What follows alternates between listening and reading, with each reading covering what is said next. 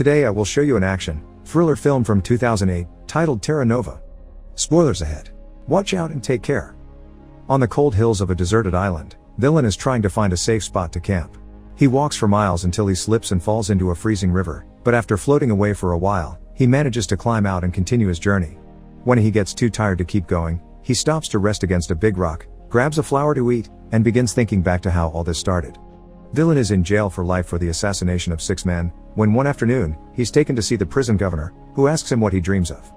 He isn't the only person going through this. Various of his fellow prisoners are also being called to the governor's office and are asked the same question. Morayak says he wants to see the sea, Yakut wants to witness the war against China, Obazyanka won't speak, Abazian wants to work in this prison and be a governor, Tolya wants to follow the progress of the space station, and Sipa wants to see women again, but Dylan's answer is never shown.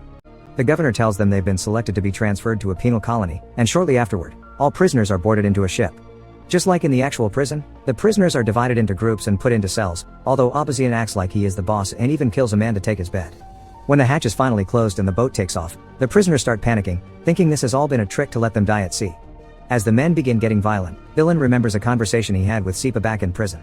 Sipa has some severe mental issues and would always draw on the wall and talk nonsense, but that day, he mentioned heaven and hell not having any seats left and a third purgatory-like place being prepared for people like them.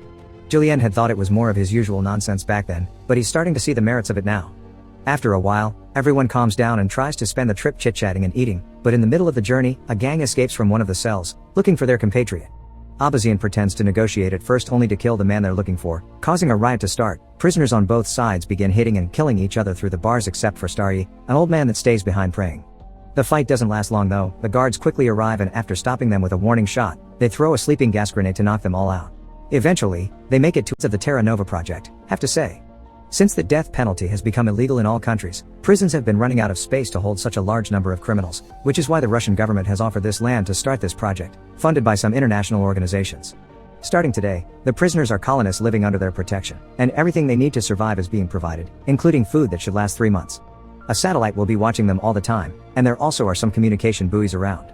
They have the possibility to take a boat to one of them to press the red button and say what they need. If a green light appears, that means the request has been accepted. Abazian isn't happy about the idea of being recorded 24/7, so he throws a big rock in protest, but the guards quickly make him stand back with some warning shots. Marta clarifies that the buoys can also be used to ask to leave the project by saying their name and the reason why they want to leave. If they do, they'll be returned to prison. By putting the buoys on the sea instead of on the beach, they make sure that the decision is thought twice before risking getting on a boat. Before leaving, the guards drop a bunch of keys on the sand, explaining they are numbered to match their handcuffs. The prisoners rush towards them and start fighting over them while Dylan and Sipa stay safely behind, only grabbing the keys that the others guards left to pick up some weapons and attack the crowd with them. Eventually, Ali's gang takes control of the situation. Ali gets a jacket and good shoes for himself and Starry before choosing a man to send out on the boat, but as soon as he grabs someone, the group takes the chance to attack and the fight starts again. Dozens of men die in the fight. Morayak kills Ali with a rock, Abazian kills Starry also with a rock, and the 3 men that get on a boat to reach the buoy fall to the sea and die drowning. All the remaining prisoners go to the warehouse and begin distributing the supplies, and Abazian takes advantage of the tools found to get his cuffs open by force. Dylan packs a bunch of supplies in a bag and grabs himself a jacket while listening to Sipa say there is no way the food will last 3 months. Then he leaves the area to survive on his own and hopefully find a way out of the island, taking us back to the beginning of the story. Dylan explores the island until he finds an area with no snow and a rocky formation that will provide some shelter, so he decides to sit there while looking at a picture of his family that he's kept hidden in his prison uniform. He misses them terribly, and falls asleep with tears in his eyes. Sometime later, he wakes up when he hears some squealing. Turns out the supplies were filled with rodents, and they are now for warmth and heating some water. After it stops raining, he catches a bird and roasts it over the fire. That's when Sipa finds him. As he chit-chats with him, he tries to steal his knife, but Dylan sees him and takes it back. Sipa offers some salt he had with him and his help in exchange for some meat, which Siling accepts, so Sipa goes to pick up more wood and sees the family picture on Dylan hung on the rocks, which makes him blow a kiss at Dylan's wife. Afterward, they share the bird, and when they're done eating, Sipa walks to the edge of the cliff, explaining he doesn't jump because he's too afraid. He asks Dylan why he won't die either, and Dylan explains it's because of his family. They're dead and he wants to be buried next to them, which can't happen if he dies on the island. The 2 men fall asleep, and when Dylan wakes up, he finds Sipa has stolen the picture to use it as inspiration for his debauchery. Furious, Dylan beats him up and pushes him off the cliff, but Sipa doesn't die because he doesn't fall into the ocean. He drops on a hill right underneath.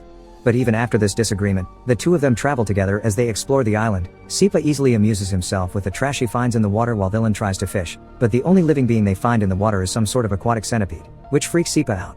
While looking around the entire plane, which gives him a bit of hope because he used to be a pilot and would be able to fly it. However, 2 men aren't enough to move it, so for now, they go back to their shelter. Dylan starts a fire with some matches he had grabbed at the warehouse, but there's something in them that creates a very toxic smoke. He moves away from the fire and drags a sleeping Sipa with him, who at first won't wake up. It takes a few shakes from Dylan for him to finally regain consciousness, but his mouth only continues to spout nonsense, and Dylan realizes the cold will kill them any minute now. The 2 men decide to go back to the base and see if they can steal some coal. Back in the base, life hasn't been easy for everyone. Abazian and his gang are in control and keeping a routine while sharing the supplies, and Abazian even asks them to call him governor. But they keep anyone that isn't in their team inside the barracks. They only allow them to come out to have a walk in an enclosed area, similar to real prisons, while Estonitz yells at them from the watchtower. When they're sent back, they need to run because whoever is last gets killed to be used as food later. Dylan and Sipa manage to reach the coal box and find the remains of a fire. After walking for so long, they're almost freezing, so they can't help laying down next to the fire and falling asleep. But Sipa wakes up quickly when he hears some noise, so he comes back out to rescue him, but he isn't fast enough and Abazian's men find them and capture them. The 2 of them are taken back to base, where Abazian tries to decide what their punishment will be for having run away with supplies when they arrived. Yakut tries to remind them that they were on their side during the ship fight, causing Estonitz to insult him for trying to meddle. Yakut replies by hitting him, and this causes the whole gang to team up to hit him in return, earning Yakut a place in the barracks with Dylan and Sipa. They walk around for a while, and when Estonitz announces it's time to return, Dylan stays behind, but Sipa comes back from him and drags him inside with him. They can only watch as the last standing man is captured and tied to a pole, begging for some water as his last wish, so Sipa takes pity on him and brings a cup to his lips before he is killed. Later, before going to sleep, the group discusses the possibility of rebelling. They're unsure because it may be dangerous, but Shram convinces them it's worth trying. The next morning, Tolya shows Abaziankat that he's installed a secret trap in his workshop to catch any potential thieves. After the group takes his daily walk, Estonitz tries to get them back inside to get the usual game going, but only 2 men run, the rest stand back and come together while Yakut throws a rock at Estonitz to shut him up. Dylan walks up to Abazian and offers him a deal. If he lets them go to the buoy and ask for food, he'll tell him the location of the plane he found.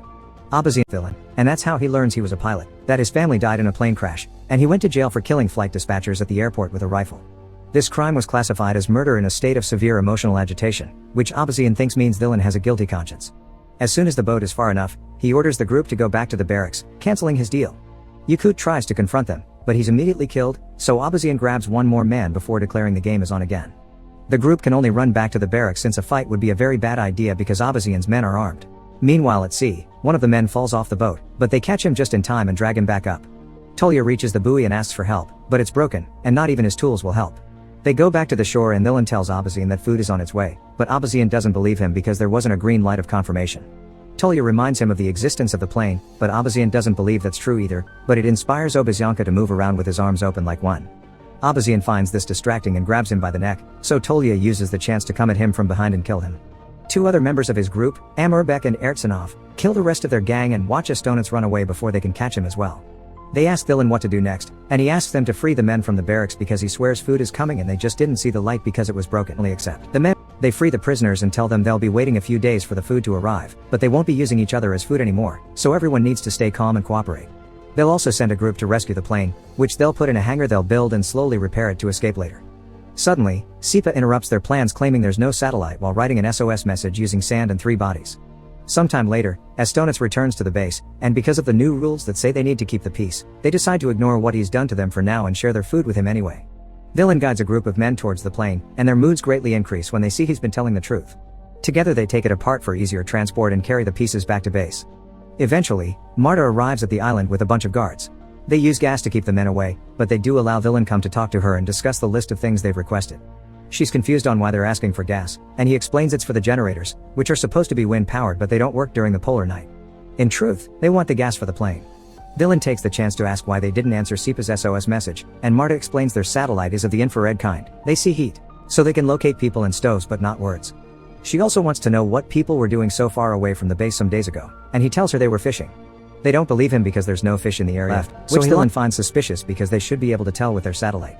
He tells them 87 are left, and many are sick, but nobody wants to abandon the project and return to jail. Before Dylan leaves, Marta tells him he has the right to one personal request, so he gives her a few sheets of paper asking her to provide the group well. Once the guards have left the new supplies, Dylan and his men try the gas in the plane hidden in the hangar and happily confirm it does work. Afterward, they watch a new group of American prisoners arrive as the guards and Marta leave the island. These prisoners have a leader too, a very large man that Dylan tries to shake hands with. The man doesn't take it, in fact, he hits Dylan, which triggers a fight between both sides. The encounter is brutal and nobody hesitates to go for the kill, so Sipa drags Dylan with him to hide him in the workshop. One of the Americans tries to follow them, but he falls on Tolya's trap and instantly dies. Ertsanov goes up against the American leader and gets overpowered, but before he can get killed, Amorbek cuts in and kills the big man instead as the buildings around them catch on fire. All this is being watched by the heads of the project. When they realize the situation is finally out of control and that over 40% of the colony has been killed, Marta calls the central office and is told to proceed with Code Naked Island, which sends a bunch of guards to the island that shoots all the reminder prisoners while Marta burns Villain's letters. Luckily, a few men are still alive thanks to having hidden in the mountains or the hangar: Villain, Sipa, Ertsanov, and Tolya. Together they push the plane out, but when they're about to board it, Sipa tells them goodbye and runs to the hill so he can jump into the ocean, not afraid anymore. The remaining trio gets in the plane and Villain manages to make it take off safely, although the guards shoot at them on the way.